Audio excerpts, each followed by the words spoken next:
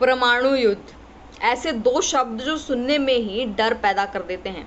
अब जब भारत और पाकिस्तान के बीच एक बार फिर तनाव अपनी चरम पर है और पाकिस्तान की ओर से खुलेआम परमाणु हमले की धमकी दी जा रही है, तो हर किसी के मन में एक ही सवाल है, अगर वाकई युद्ध हुआ तो सबसे ज़्यादा नुकसान किन शहरों को होगा, और क्या कुछ इलाके ऐसे भी हैं जो इस तबाही से सुरक्षित रह सकते हैं। इस रिपोर्ट में हम जानेंगे कि परमाणु युद्ध की स्थिति में भारत और पाकिस्तान के कौन कौन से शहर हैं जो पूरी तरह से बर्बाद हो सकते हैं, कहाँ रेडिएशन का खतरा सबसे ज़्यादा रहेगा और कहाँ के लोग शायद बच पाएंगे।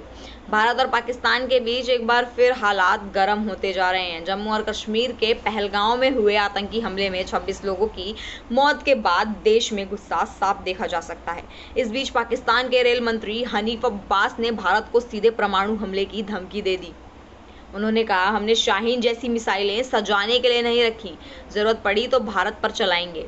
इस बयान के बाद भारत में चिंता और आक्रोश दोनों का माहौल है। क्या वाकई परमाणु युद्ध की कगार पर हैं दोनों देश? इतिहास गवाह है कि भारत और पाकिस्तान के बीच कश्मीर, आतंकवाद और सीमाओं को लेकर तनाव बना रहता है, लेकिन इस बार का माहौल थोड़ा ज़्यादा गंभीर लग रहा है। पाकिस्तान की धमकी के बाद सवाल उठने लगे हैं कि अगर वाकई दोनों देशों में परमाणु युद्ध हुआ तो उसका असर कितना भयानक होगा। कौन से इलाके हैं जो पूरी तरह बर्बाद हो जाएंगे और कौन से ऐसे हैं जो बच पाएंगे। आइए जानते हैं भारत के किन शहरों पर है खतरा।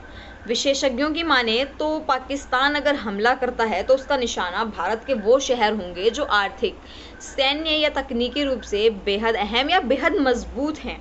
इनमें प्रमुख है दिल्ली, देश की राजधानी और राजनीति केंद्र होने की वजह से पहला निशाना हो सकता है। मुंबई, भारत की आर्थिक रीढ़ और सबसे घनी आबादी वाला शहर।